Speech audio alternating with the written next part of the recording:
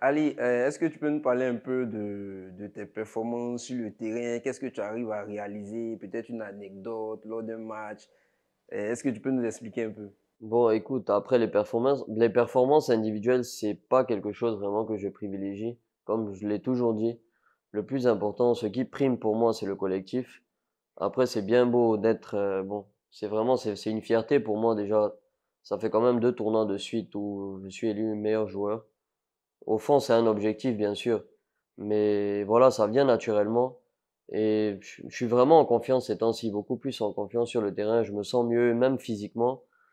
Et comme je l'ai dit, même physiquement, j'étais pas, même il y a quelques années, même quand je jouais en pro, je me sentais même pas aussi bien physiquement. Je pense que, comme je l'ai dit, ça passe par les entraînements qu'on fait ici à la salle Eric Favre. Voilà, c'est quelque chose vraiment qui m'aide beaucoup. Je suis mieux, je suis plus agile, je suis plus rapide, je suis plus physiquement, je me sens beaucoup mieux, je vais beaucoup plus au contact. Ce sont des choses que vraiment, dans le passé, que je faisais pas. Ça fait que, voilà, je me sens beaucoup, beaucoup mieux. Et puis, comme je l'ai dit, c'est des choses qui viennent naturellement. Je suis beaucoup plus en confiance. Je sais qu'aujourd'hui, si je rentre sur un terrain, sur une première touche de balle, j'ai de bonnes sensations. Je sais qu'au final, le but, il va venir, une passe décisive. Je suis mieux au milieu. Donc voilà, au final, c'est naturel. Et puis, bon, le plus important, comme je l'ai dit, c'est le collectif. L'important, c'est de gagner. Et c'est ce qui s'est passé. Et puis, bon, tout le monde est heureux au final, hein. Donc, voilà. Mais on va dire précisément, au niveau de ta vitesse, ta puissance de frappe, au niveau du poste que tu occupes sur le terrain, qu'est-ce que tu peux, peut-être une anecdote, peut-être tu as marqué un coup franc ou bien tu as marqué de loin, tu as fait une Non, il y panelka, a eu, il y a voilà. eu plein de buts. Il y a eu plein de buts. Les vidéos parlent d'elles-mêmes. C'est pas, mais oui, il y a eu plein de choses, de beaux buts, de belles frappes, et puis, comme je l'ai dit, voilà, hein. Après, on l'a vu même sur la célébration où, après, c'est les émotions où je retire mon maillot et tout. Donc, voilà.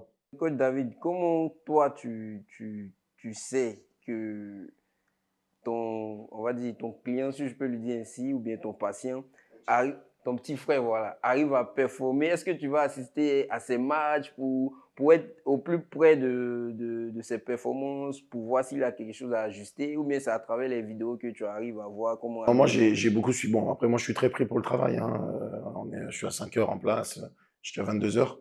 Donc, j'ai pas eu l'opportunité de me rendre là-bas, mais je suivais tous ces matchs en direct ou alors après les matchs. Moi, je pense que Ali, c'est quelqu'un qui est très humble. Donc, comme il l'a dit, le foot, c'est une question de collectivité. Je pense pas que c'est parce qu'on a des facultés énormes et qu'on est bon dans toutes les filières énergétiques, ça rend un seul joueur détenteur de la meilleure équipe ou parce qu'il est capitaine. Non, je pense pas que c'est parce qu'il est super complet qu'on l'a nommé capitaine ou meilleur joueur. Je pense que c'est un tout.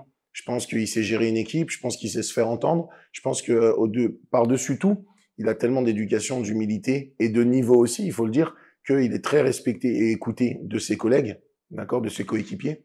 Donc je pense que comme il a dit, c'est vraiment un tout. Maintenant, je pense aussi que inconsciemment, de sa part et consciemment de la part de ses coéquipiers, il y a un niveau au-dessus qu'il a sur le plan physique. On le voit au niveau de son contrôle de ballon, on le voit au niveau de ses feintes sur les départs arrêtés, on le voit au niveau de sa résistance, on le voit hein, sincèrement quand les gars sont super fatigués, ils sont à bout de souffle que lui, il gère super bien ses électrolytes, il gère super bien sa diète, donc il a un petit temps d'avance sur eux tous. On voit qu'à la fin ils sont tous morts et que lui il pourrait repartir.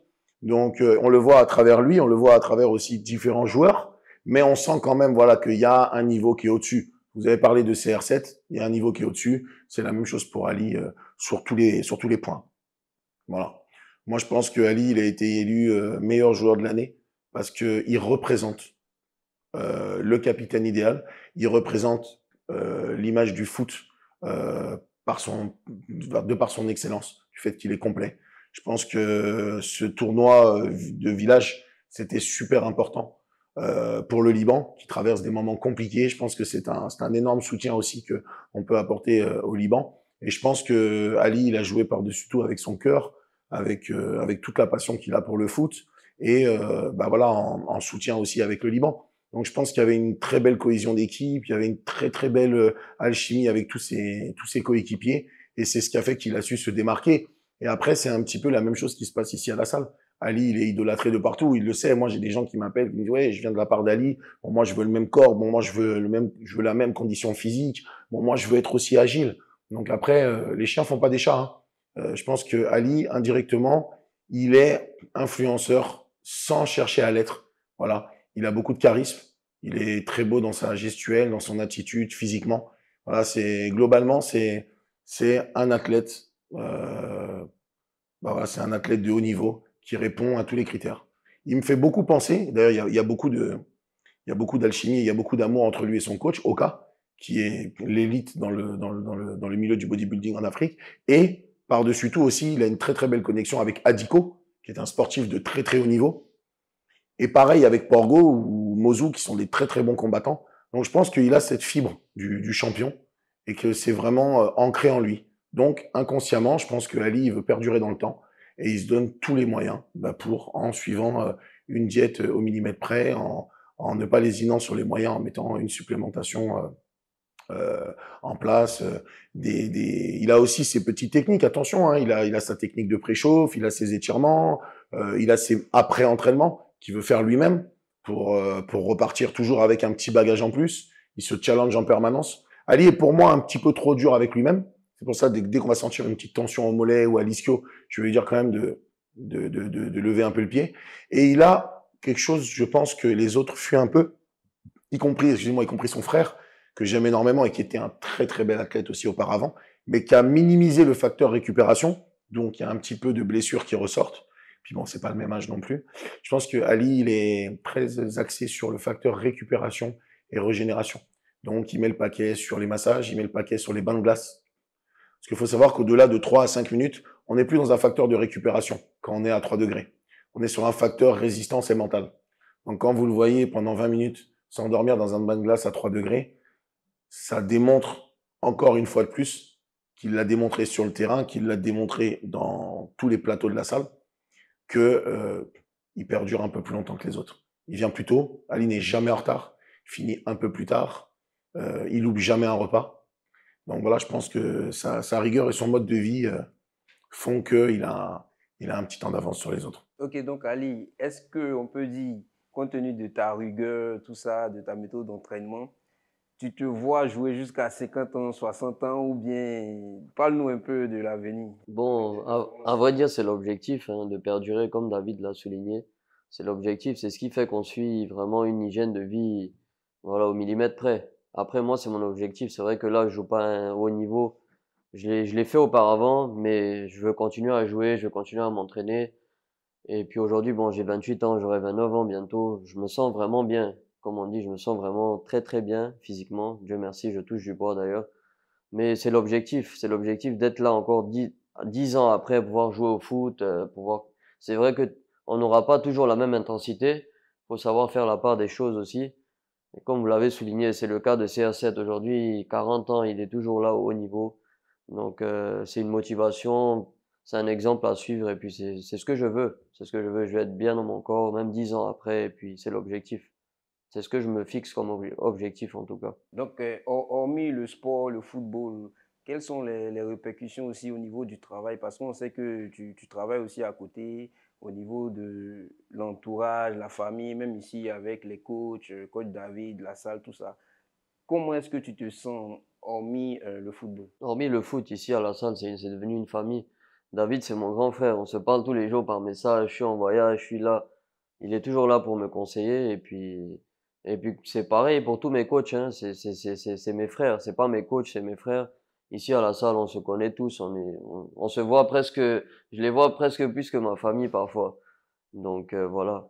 Moi, je suis très content. J'incite vraiment tout le monde à venir ici. Même on a tout le temps de nouvelles personnes et puis c'est tout bénef pour eux, hein, au final. Donc voilà. Et aussi au niveau du travail, parce qu'on sait que souvent au niveau du travail, il y a le stress, tout ça. Comment est-ce que tu arrives à gérer? Est-ce que tu sens que les entraînements ici te permettent de gérer aussi tout ça? Non, bien sûr, heureusement qu'il y a les entraînements qui existent. Avec le travail qu'on a, beaucoup de stress et tout, ça fait qu'on arrive à se défouler. Et puis comme je l'ai toujours dit, c'est une salle où vraiment, même quand tu viens, tu es fatigué, tu es pas motivé, dès que tu arrives, tu as toujours vraiment ce petit truc qui fait que ça te donne vraiment envie de t'entraîner. c'est pas parce que je suis là, je le redis. Mais j'ai déjà essayé. Aujourd'hui, je viens du travail, je suis fatigué. Et si je suis ailleurs, que j'aille m'entraîner seul ou avec, je pourrais pas avoir cette même motivation, cette même envie. Des fois, on arrive, il est 17 heures, on est vraiment cuit. Et on arrive quand même à avoir cette force, ce plaisir-là. Moi, vraiment, quand je viens à la salle, ça fait 5 ans, j'ai toujours cette même motivation. Et puis, c'est ce qui me permet de continuer à performer. Pour plus de vidéos, n'oubliez pas de vous abonner à notre chaîne YouTube Eric Favre TV, de liker et d'activer la cloche de notification pour ne manquer aucune information. Au cœur de l'Afrique de l'Ouest, la Guinée entre dans une nouvelle ère, portée par une vision ambitieuse. Simandou 2040 ouvre la voie à une jeunesse conquérante. Ce 15 novembre 2025, pour la première fois dans l'histoire, la Guinée accueille un événement de MMA d'envergure internationale. Welcome to the chapter 2 of Eric Favre Nation MMA.